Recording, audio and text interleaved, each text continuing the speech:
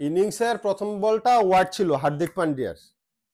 বলটা মিডল স্ট্যাম্পে পরে কিছুটা সুইং করে লেগ স্ট্যাম্প দিয়ে বেরিয়ে গেল, ওয়াইড বল। তার পরের বলটা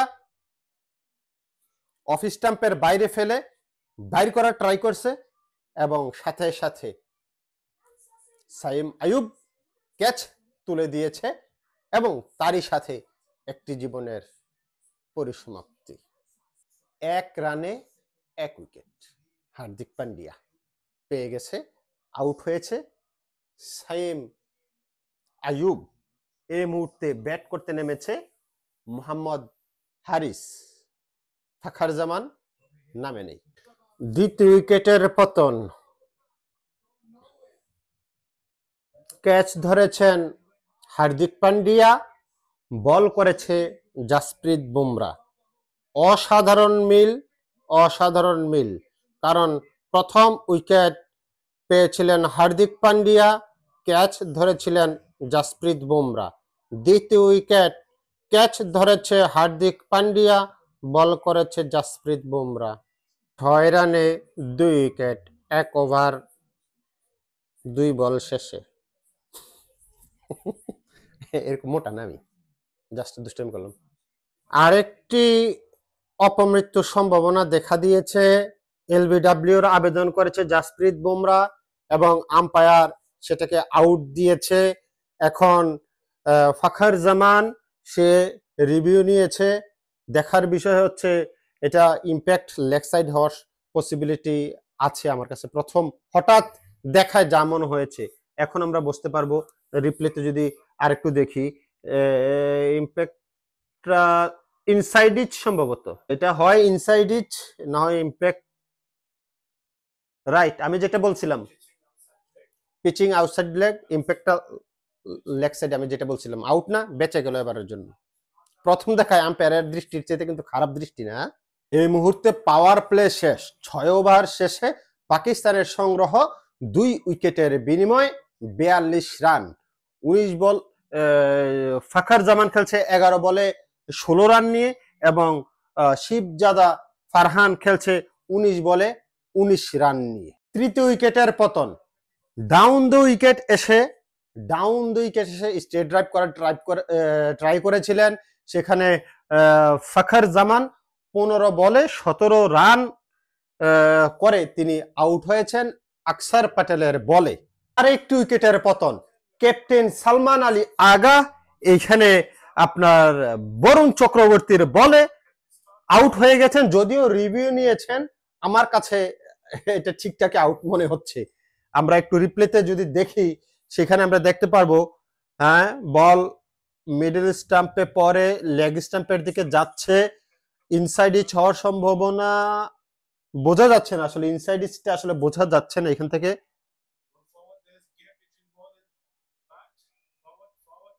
না, এটা আউট মোটামুটি ভাবে আমি নিশ্চিত এটা আউট। হয়তো মিডল স্টাম্প এবং লেগ স্টাম্পের মাঝামাঝি গিয়ে বলটা হিট করত, কিন্তু পিচিং এবং ইম্প্যাক্ট ঠিক থাকার কথা। পিচিং এবং ইম্প্যাক্ট ঠিক আছে, লেগ স্টাম্পে হিট করবে না, না লেগ স্টাম্প হিট করে নাই, বেঁচে গেছে সালমান আলী আগা বেঁচে গেছে। আম্পায়ার কিন্তু বাংলাদেশের আম্পায়ার, ইন্ডিয়ার তারা বলতে পারবে না। এই যে আউট কিন্তু দিয়ে দিয়েছিল, আউট হয় না, আউট দিয়ে দিয়েছে কিন্তু বাংলাদেশের আম্পায়ার মুকুল। তবে মুকুল ভালো আম্পায়ার কিন্তু। এবার কিন্তু আর বাঁচতে পারলো না সালমান আলী আগা আকসার প্যাটেলের বলে যেভাবে সুইপটা করলো ব্যাটের উপরের অংশে লেগে। রিপ্লেতে দেখতে পাচ্ছেন আপনারা, সুইপ করেছেন সালমান আলী আগা, ব্যাটের উপরের অংশে লেগে বল যাচ্ছে লেগের দিকে। সেখানে ছিল অভিষেক শর্মা ক্যাচ তুলে নিয়েছেন এবং সেইখানে শেষ হলো অধিনায়ক সালমান আলী আগার ইনিংস। সালমান আগা বল খেলেছেন 12 রান করেছেন 3। মারাত্মক টি-20 ব্যাটসম্যান কিন্তু, 12 বলে 3 রান। কুলদীপ নিজের বলে নিজে ক্যাচটা না নিতে পারলেও, একটু ডিফিকাল্ট ছিল, না নিতে পারলেও ঠিক পরের বলটাতেই ঠিক এইভাবে ক্যাচ তুলে দিয়েছে হাসান নওয়াজ। এটা কি শট খেলছে আমি আমার আসলে বিবেক বুদ্ধিতে আমার আসে না। এটা মনে সুইপ করছিল, সুইপ করছিল, ঝাড়ু দিতে গেছিল, সেইখানে আকসার প্যাটেল ইজি ক্যাচ, আকসার প্যাটেল ধরে ফেলছে, কুলদীপ উইকেট পেল। এখন এই উইকেটের পরে তাদের সংগ্রহ গিয়ে দাঁড়িয়েছে 64 রান 5 উইকেটের বিনিময় 12 ওভার 4 বল শেষে। সুন্দর টেস্ট ম্যাচ খেলছে, এটা আসলে উপহার দেওয়ার জন্য পাকিস্তানকে অনেক অনেক ধন্যবাদ। খেলা দেখে আউট হওয়ার পর একটু বসতে পারিনি, এরপরের বলে আবার আউট। এই যে এই মাত্র কুলদীপের এর পরের বলটাতেই কে নাম মোহাম্মদ নওয়াজ এলবিডব্লিউ হয়ে গেছে, আম্পায়ার কিন্তু আউট দিয়ে দিয়েছে, যদিও সে রিভিউ নিয়েছে, তবে আমার প্রথম দৃষ্টিতে এটা আউট মনে হয়েছে। বলটা পড়েছে অফ স্টাম্পে, পিচ করে লেগ সাইডে বলটা গিয়েছে, ব্যাটে টাচ হয় নাই, এ ব্যাপারে সন্দেহ নাই, ব্যাটে লাগে নাই, একেবারে ক্লিয়ার। তবে বলটা লেগ স্টাম্পের দিকে যাচ্ছিল। শুরুতে আমার কাছে এটা আউটে মনে হয়েছে, কিন্তু এখন যখন রিপ্লে দেখাচ্ছে খুব এই যে লেগ স্টাম্পের দিকে যাচ্ছে এবং আউট, উইকেট হিটিং, আউট। সুতরাং আরেকটি অপমৃত্যু ঘটলো। পরবর্তীতে আরেকটি আপিল হয়েছে এবং আউট, তবে আমার কাছে মনে হয় না এটা আউট, আমার কাছে মনে হয় নাই, বলটা লেগ স্টাম্প দিয়ে বের হয়ে যেত। আকসার প্যাটেলের বলে এই জায়গায় শিবজাদা ফারহান সে এলবিডব্লিউ আউট হয়েছে, বাট রিভিউ নিয়েছে। এখন দেখার বিষয় এটা আসলে আউট হয় কিনা। ইনসাইড ইচ হয় নাই, তবে বলটা মিডল স্টাম্পে পরে লেগ স্টাম্প দিয়ে বেরিয়ে যাচ্ছিল আমার প্রথম দেখাতে। আমার কাছে মনে হয় না এটা আউট, বেরিয়ে যাবে বল এবং বেরিয়ে যাবে, যেটা বলেছিলাম। কুলদীপের বলে এই মাত্র শিবজাদা ফারহান আউট হয়ে গেল। ক্যাচ ধরেছেন হার্দিক পান্ডিয়া, এরই সাথে সপ্তম উইকেটে কিন্তু পতন ঘটে গেল। কুলদীপ অসাধারণ বল করছে, এক কথায় অসাধারণ, এটা তার 3 নাম্বার উইকেট। 44 বলে 40 রান করে শিবজাদা ফারহান আউট হলো। 83 রানের ভিতরে তাদের 7 উইকেট অলরেডি শেষ। কুলদীপ এ পর্যন্ত 3 ওভার বল করেছেন, 3 ওভার 2 বল করেছেন, 11 রান দিয়ে 3টা উইকেট কুলদীপের ঝুলিতে। পাকিস্তান 16 ওভার 2 বল শেষে 83 রান 7 উইকেটের বিনিময়।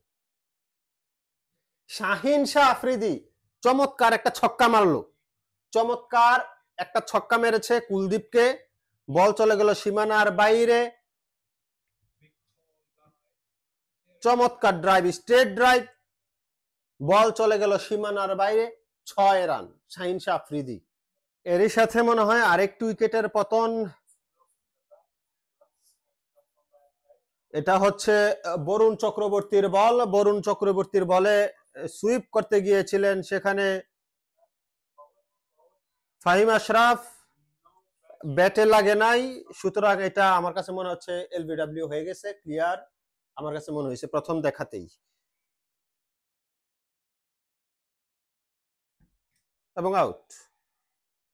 এরই সাথে আরেকটি উইকেটের পতন, বরুণ চক্রবর্তী পেলেন ফাহিম আশরাফের এই উইকেটটা, যার ফলে 97 রানে অষ্টম উইকেটের পতন ঘটলো। 14 বলে 11 রানে ফিরে গেছেন ফাহিম আশরাফ। এইমাত্র বোল্ড আউট হয়ে গেল, স্টাম্প ছেড়ে চিকি খেলার ট্রাই করেছিলেন, সেখানে মুকিম বোল্ড আউট হয়ে গেলেন জাসপ্রীত বুমরার বলে। আউট হওয়ার আগে তিনি 6 বলে 10 রান করেছেন, যথেষ্ট ভালো আমি বলবো। 6 বলে 10 রান, এই মুহূর্তে 9 নম্বরে 10 নম্বর ব্যাট করতে এসে 6 বলে 10 কিন্তু খারাপ। অসাধারণ ব্যাট করছে শাহিন শাহ আফ্রিদি। এখানে শাহিন শাহ আফ্রিদি হার্দিক পান্ডিয়ার পর 2 বলে যেভাবে 2টা ছক্কা হাঁকিয়েছে, আউটস্ট্যান্ডিং, মনে হচ্ছে যে একেবারে টপ অর্ডারের ব্যাটসম্যান। অসাধারণ শাহিন শাহ আফ্রিদি 13 বলে 29 রান, 19 ওভার 9 বল শেষে পাকিস্তানের সংগ্রহ 123 9 উইকেটে।